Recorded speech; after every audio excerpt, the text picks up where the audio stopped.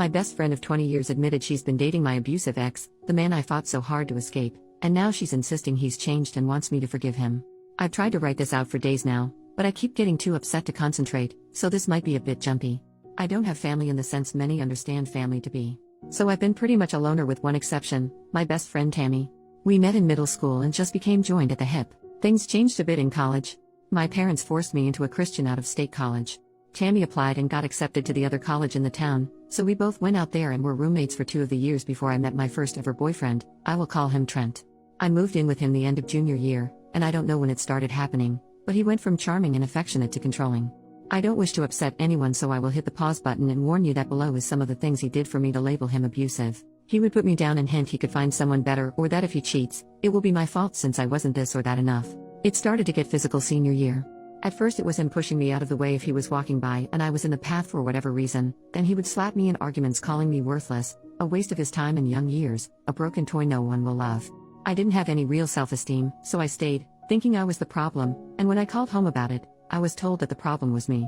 I started to make my exit plan the day after I graduated. He had proposed, and I hesitated, and he screamed at me to ask why, then he swung and punched the wall right next to my head. I fell to the floor in fear, and he tried to comfort me and basically forced me into being intimate. When I woke up the next morning, the ring was on my finger, and he forced me again and later called it makeup sex, saying he forgave me for the way I treated him.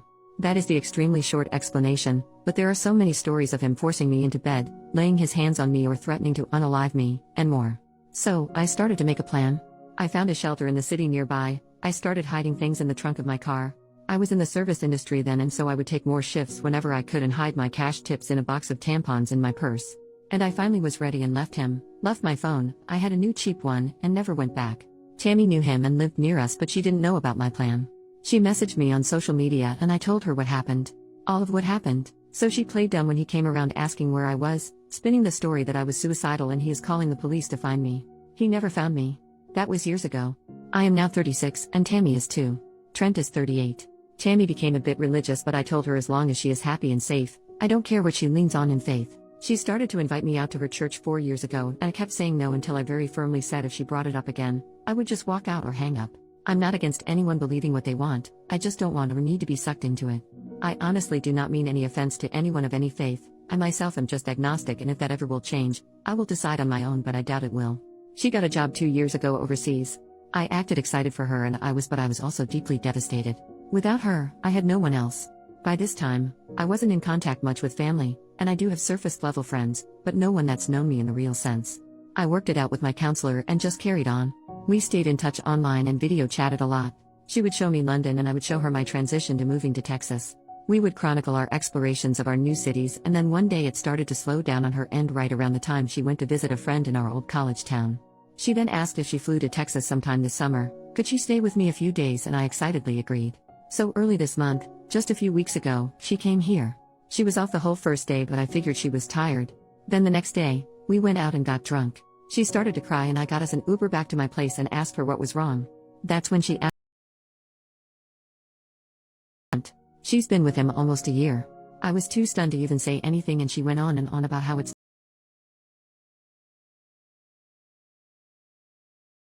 he treated me. The more she talked,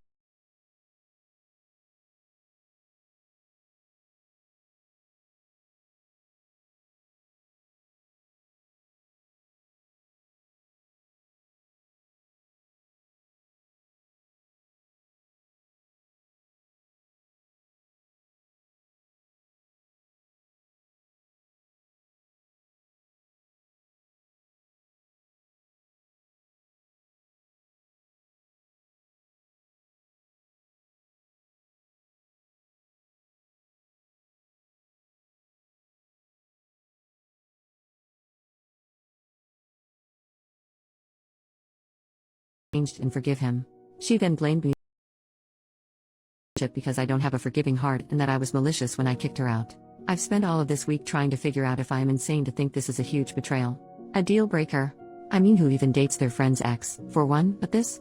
I blocked her after she hinted that my version of things was exaggerated and malicious, but I don't have other friends to turn to about this. I don't think I am, but and her family thinks I am the jerk, at least for kicking her out in a strange city alone when she was just being honest with me. Am I? Update 2 months later, posted 2 hours ago. Sorry to everyone who reached out and I haven't responded. I honestly haven't been using the app as I had to change phones swiftly at one point and forgot the password when trying to log on my new device. It took Trent 2 weeks. I had a full-time job but also a part-time service industry job as a bartender. He showed up at the bar. It's a small bar and one of the regulars, Daisy, is one of the folks I did confide in about Trent and Tammy. When Trent walked in, I happened to be chatting with Daisy and she saw my reaction. She asked what was wrong and I told her that it was Trent. She wasted no time and went to get my manager. Trent sat at the end of the bar and I took my time checking in on my other bar guests until my manager Heather came out with the other 2 bartenders. Trent had already begun knocking on the bar asking for service loudly and I had been ignoring him. He got kicked out quickly and told that we can and do refuse service to him. I got text from a new number saying it was Tammy and begging for me to answer.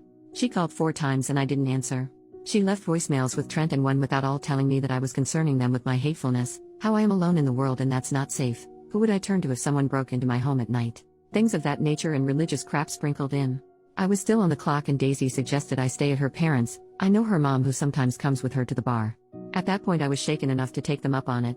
Daisy's mom, Rose, has been sweet enough to let me stay rent-free for as long as I needed but I eventually moved in with one of the servers at the bar. She helped me look for legal representation and I filed for a restraining order using screenshots I had emailed myself prior, old voicemails, and though we could not prove harassment on Tammy's end, Trent had said enough in the voicemails and messages he had sent that it qualified for a temporary restraining order.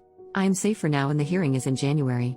No one knows where I live currently and I've shut down all social media.